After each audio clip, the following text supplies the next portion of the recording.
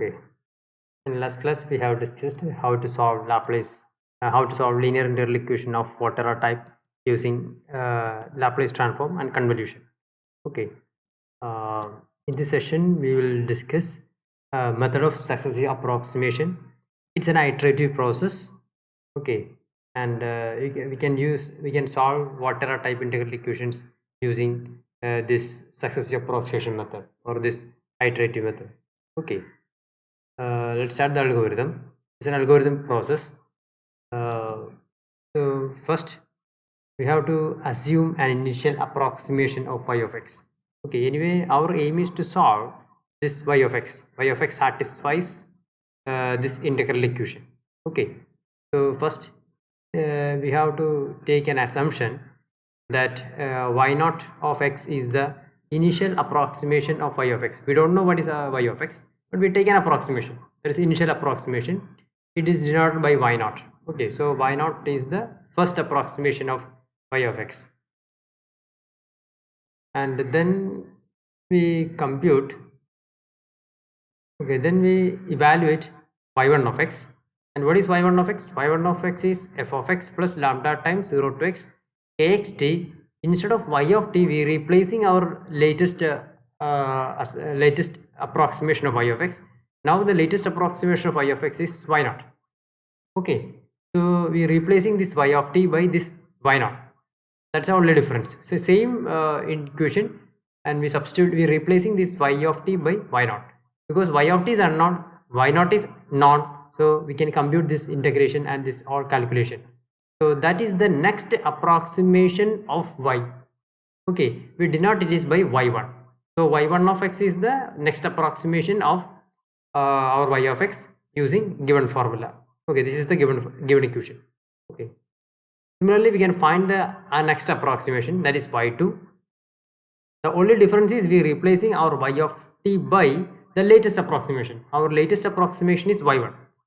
Okay, so we evaluate y2 of x using the same formula, f of x plus lambda times 0 to x kxt. This is kernel, and kxt and y of t. Instead of y of t, we substituting the latest approximation of y of t, that is y1 of t. Okay, continuing in this way, we get a sequence of approximations of y of x. We get a sequence of approximations of y of x, that is like y1, y2, y3, etc.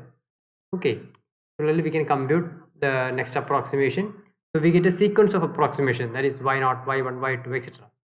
Okay, then the conclusion is the sequence yn of x. Now we have y0. Now we have a sequence of functions y0 of x and y1 of x, y2 of x, and y3 of x, etc. Okay, then the limiting value of these functions is converges to our solution y of x. If this sequence is convergent, then the limiting function, okay, suppose limit n tends to infinity yn of x exists, then that limiting value is exactly our y of x. Y of x is nothing which is the solution of this integral equation. Okay, that is the idea. Then there is a natural question, what about our first approximation? Okay, in general we choose our first approximation as f of x. Okay, so that's a remark. Usually we choose y naught of x as f of x. Okay, and the thing is, the acceleration of convergence depends the choice of y naught. If you choose y naught as another function other than f of x, then maybe the convergence is very fast. That's all. Okay, so but usually we choose our y naught initial approximation as this function f of x. F of x is a non-function. Okay, in this formula except y of t, everything is non. Okay, so our aim is to find this unknown function y of t or y of x. Okay, by solving this integral equation. This method is called method of successive approximation. This is an iterative process. We repeatedly continuing y1, y2, etc. like that. Okay. Okay, clear? This is algorithm. Next we consider a problem.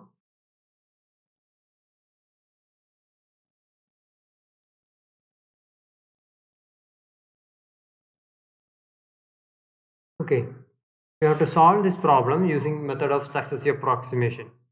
Okay, so we know that the standard form of the Volterra equation is y of x is equal to f of x plus lambda times integral 0 to x some kernel kxt.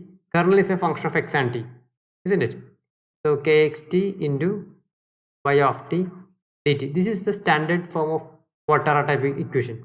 Okay, so in this case our f of x, here our f of x is 1, clear. And what about kxt? Kxt is also 1 here. Kxt and f of x both are 1. Okay, now this is the standard form. So usually we choose our initial approximation y naught as f of x. Okay, initially we choose our first approximation of y of x, that is y naught as f of x. So here f of x is 1. So y naught is 1.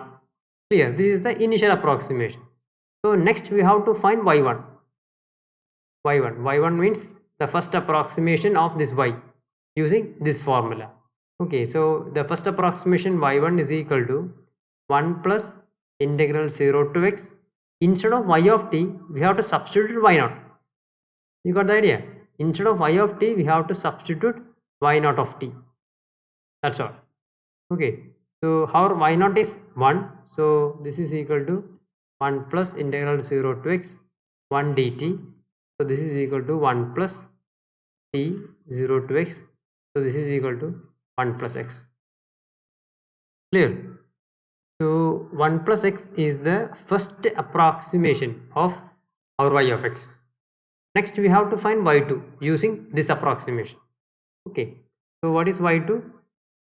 So y2 of x is equal to the same formula. You can use the same formula. So 1 plus integral 0 to x. Instead of y of t, we use the latest approximation. Our latest approximation of y of x is y1. So we use y1 of t dt. Okay, so this is equal to 1 plus integral 0 to x. What about y1 or y1?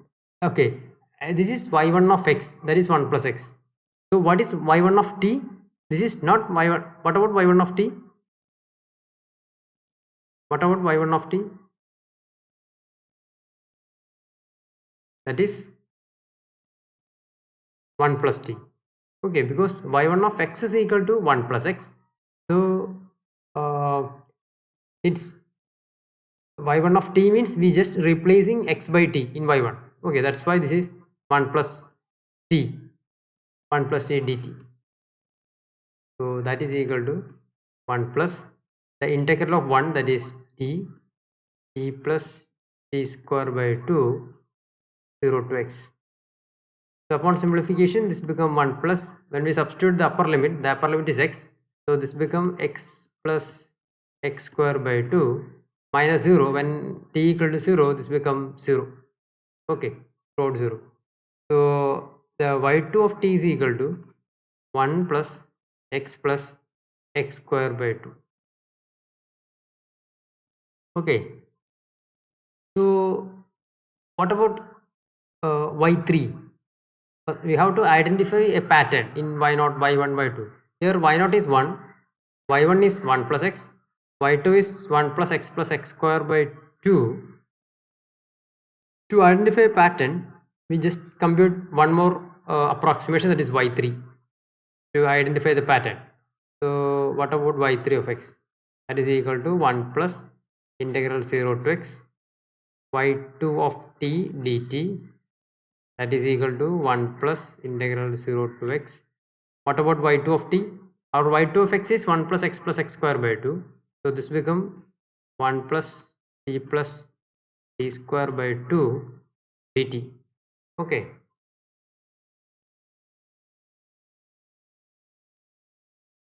Can you please simplify? You can easily simplify.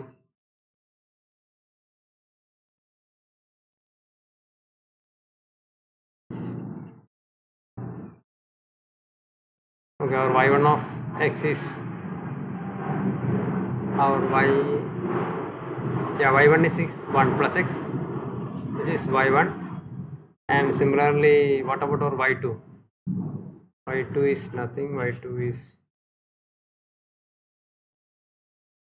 yeah, y2 is 1 plus x square by 2. Next we have to find y3. Okay, so all these things.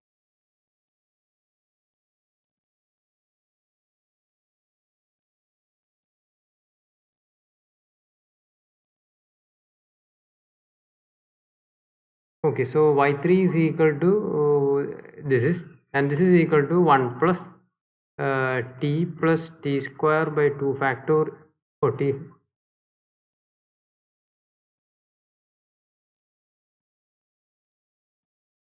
yeah, 1 plus t square by 2 plus this is t cube by 3. Already 2 is there, so 2 into 3. Okay, 2 into 3 and 0 to x. So this become 1 plus, when we substitute the upper limit x, this become 1 plus x square by 2.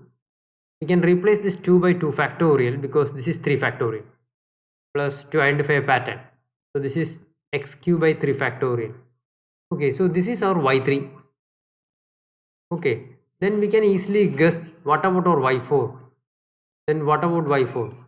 Y4 of x is nothing, 1 plus x square by 2 factorial plus x cube by 3 factorial plus x raised to 4 by 4 factorial. Okay, now we know what is the pattern of the sequence. What is the pattern of sequence y0, y1, y2, etc.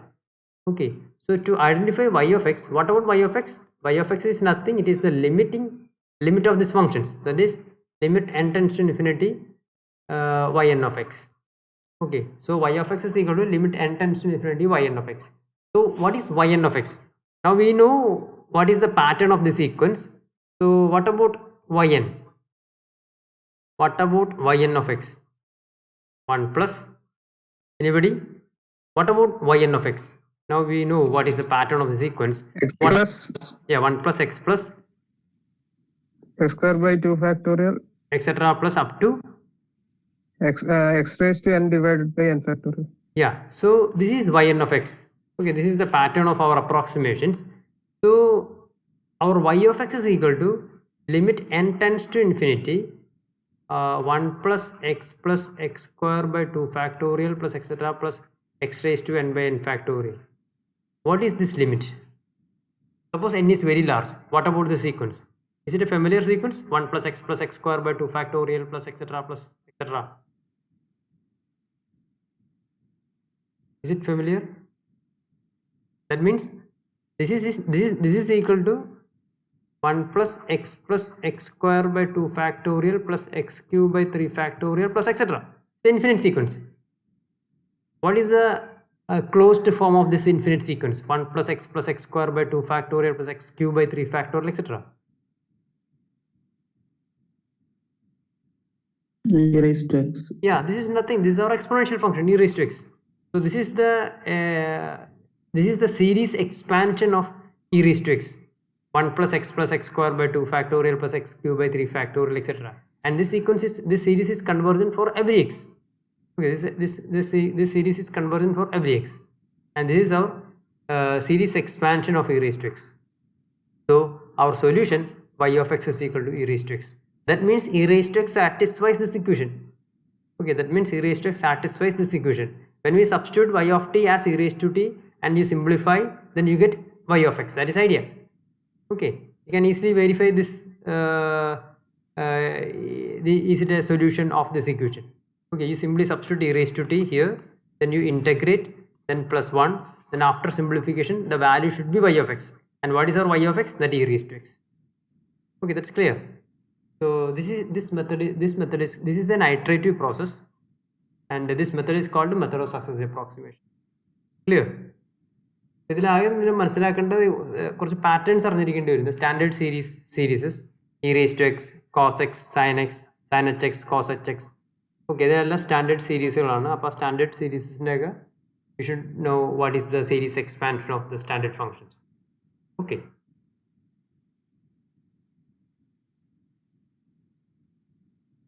yeah, final answer is e raised to x. Next we consider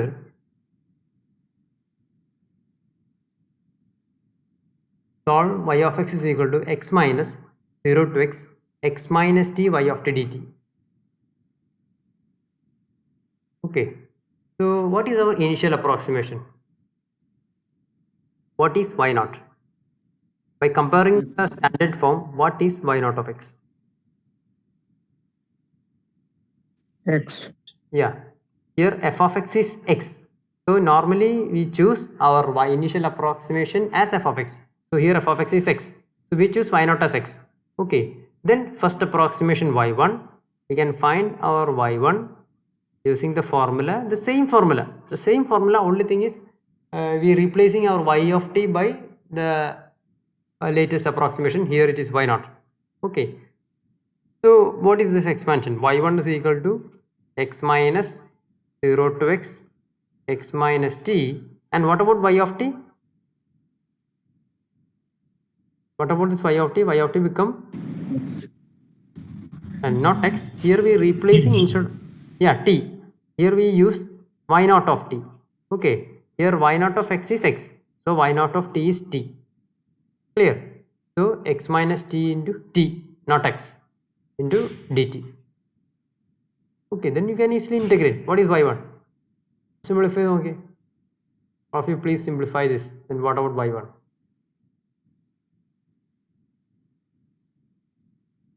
You can expand this, x minus 0 to x t minus t square dt. Then upon simplification, what is this value y1?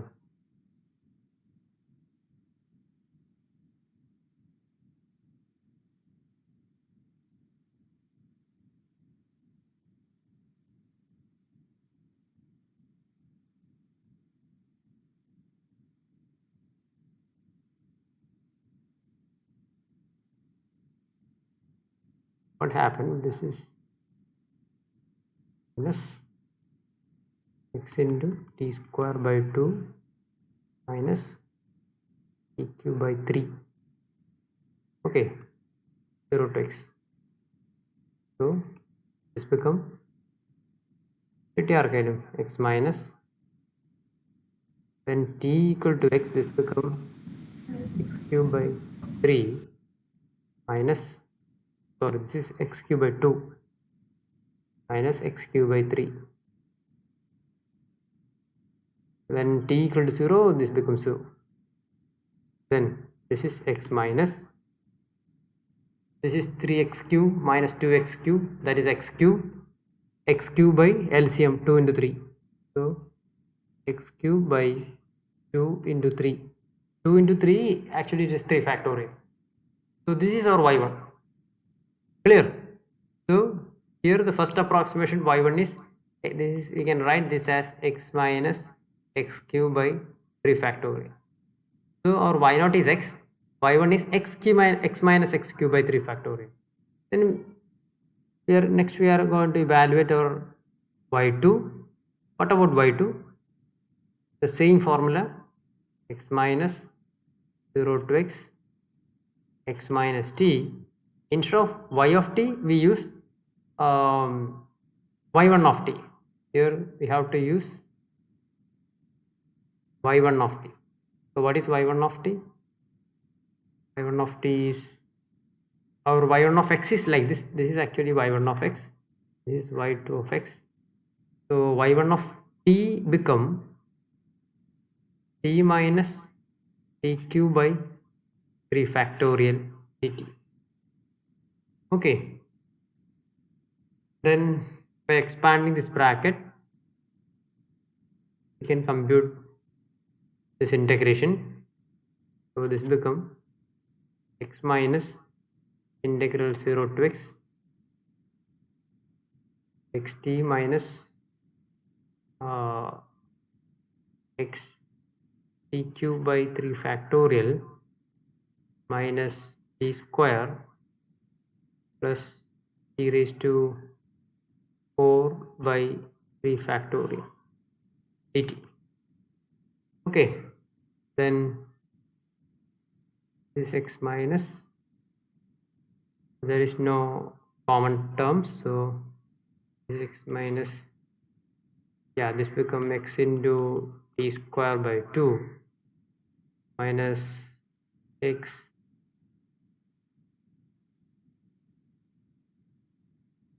is it t2, yeah, this become x into x by 3 factorial into t raised to 4 by 4 minus this is t cube by 3 plus this become 1 by 3 factorial into t raised to 5 by 5. Okay.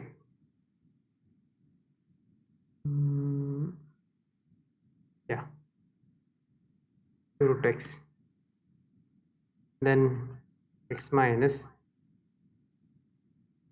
when we substitute the upper limit, this become x cube by 2 minus x raised to 5 by 4 factorial, then this is x raised to 3 by 3 plus this become x raised to 5 by 3 factorial into 5 minus 0. When t equal to 0, this time becomes 0. Okay, again by simplifying,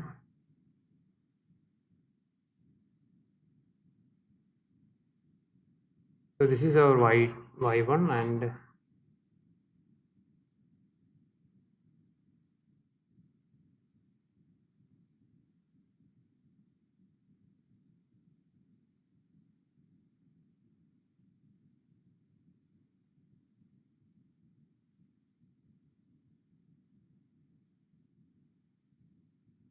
y2 of x is equal to, and this become x, and this is x cube by 2, yeah, this is x cube by 2 and minus x raised to 3 by 3. So by taking LCM, this become 3x cube minus 2x cube, that is x cube by 3 factorial. Yeah, there is a one more minus sign. This is minus x cube by 2 into 3, that is 3 factorial, right? And what about this one? Here this term is minus, we consider the power of 5, so this is minus 1 by 4 factorial. 4 factorial means 4 factorial is actually 2 into 3 into 4, that is 24, right? So this is 24 plus this term become 1 by, okay, otherwise you take the LCM, that is better, like this. 1 second. Yeah, because where 3 factorial is common, so 3 factorial is common, so by taking LCM, this become minus 5 x raised to 5 plus 4 x raised to 5, clear, divided by the LCM is 5 factorial, right? LCM is 5 factorial, 4 factorial into 5, that is LCM, so that is 5 factorial. So by simplifying these numerator, this become minus x raised to 5 by 5 factorial, right? But we have one more minus sign, so this become plus, so this term become plus x raised to 5 by 5 factorial. So this is our y2. Now we have a pattern. y1 is x minus x cube by 3 factorial, y2 is x minus x cube by 3 factorial plus x raised to 5 by 5 factorial. So in this manner, we continue in this way. Then what about y3?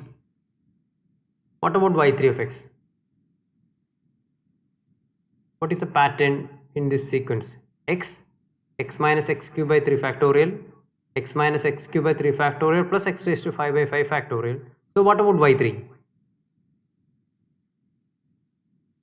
X minus x cube by 3 factorial plus x raised to 5 by 5 factorial minus x raised to 7 by 7 factorial.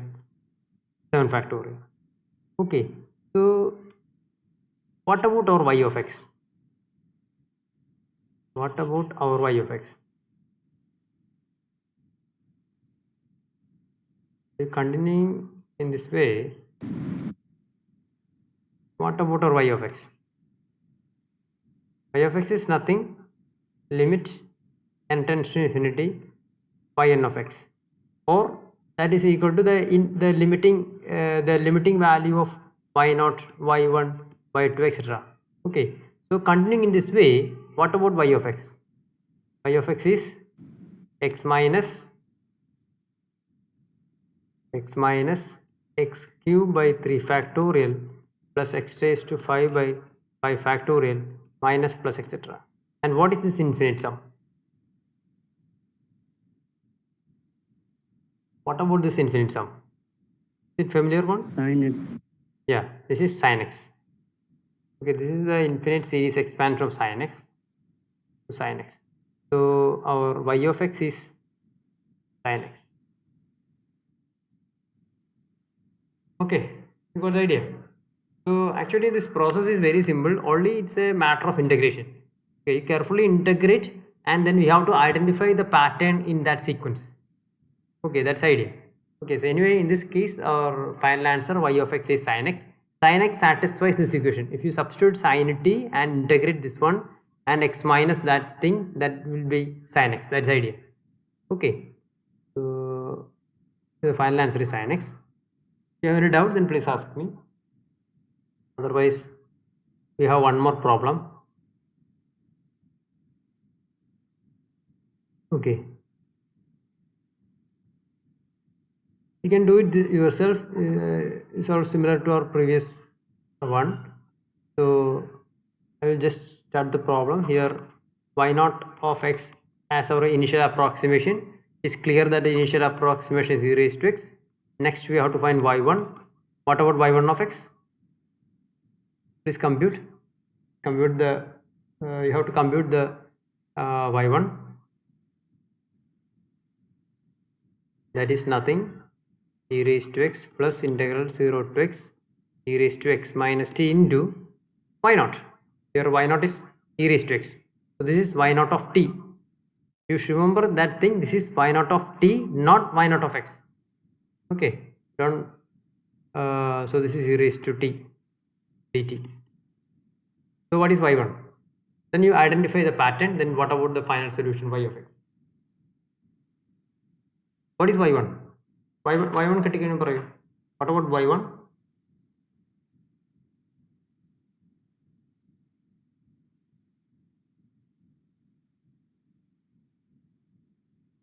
You can easily simplify it. 2 e E raised to x into 1 plus x. Yeah, e raised to x into 1 plus x. Correct. So here y1 is e raised to x into 1 plus x.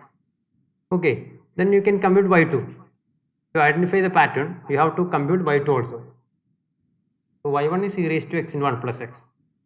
You can use the same formula to compute y2. That is the next approximation.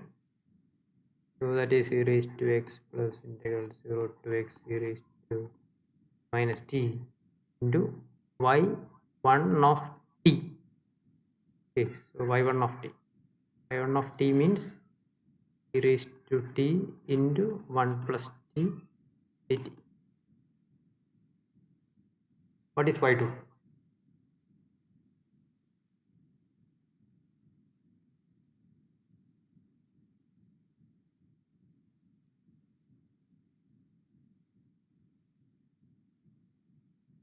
Problem is comparatively easy because you can treat e raised to x as a constant because this integration is with respect to t.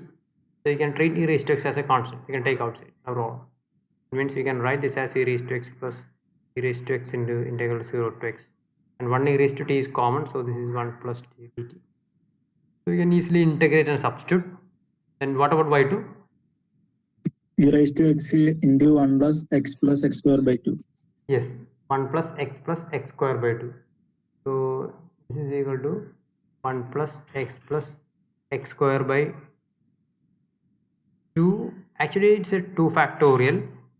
If you want to identify the pattern, best you compute y3 also. Okay, that's the best idea because we don't know what is it is 2 or 2 factorial. So better you compute y3. Okay, if you compute y3 using the same algorithm, then you get e raised to x into 1 plus x square by 2 plus x raised to 3 by 6, and 6 means 3 factorial. That's why I put a 2 factorial. Now we know what is the pattern. This is same as our e raised to x. Got it? So what about the solution y of x? So what is the solution y of x?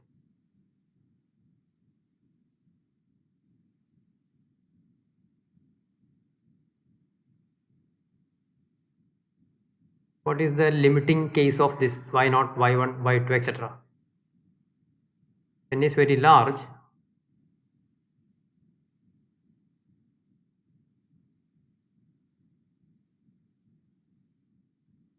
What happened?